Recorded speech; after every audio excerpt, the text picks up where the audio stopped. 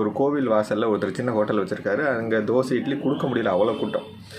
அவர் என்ன சொல்கிறார், அந்த ஓனர் என்ன திட்டுறாரு அப்படின்னா, இந்த கோவிலுக்கு இவ்வளோ கூட்டம் வராங்கன்னே தெரியல, நானும் இந்த ஊரில் தான் இருக்கேன், இங்கே தான் இருக்கேன், எனக்கு இந்த கடவுள் ஒன்றுமே பண்ணதில்லை, ஆனால் இவங்க ஏன் இப்படி கூட்டமாக குமிகிறாங்கன்னே தெரியல அப்படிங்கிறார். எனக்கு புரியல.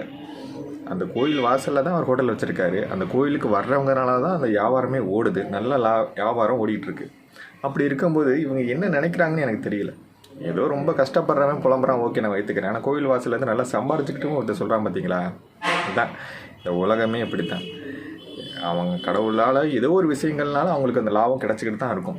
ஆனால் திட்டிக்கிட்டே இருப்பாங்க, ரொம்ப அசிசியமாக திட்டுவாங்க, ரொம்ப கேவலமாக பேசுவாங்க, ஸ்டேஜ் போட்டு திட்டுவாங்க, எல்லாமே திட்டுவாங்க. ஆனால் அவங்களுக்கு ஏதாவது ஒரு விதத்தில் ஒரு பலன் கிடச்சிக்கிட்டு தான் இருக்கும். நல்லா யோசிச்சு பாருங்கள், அந்த திட்டுறவங்களுக்கும் ஒரு பலன் கிடச்சிக்கிட்டு இருக்கும். ஆனால் அதை மறைச்சு திட்டுவாங்க.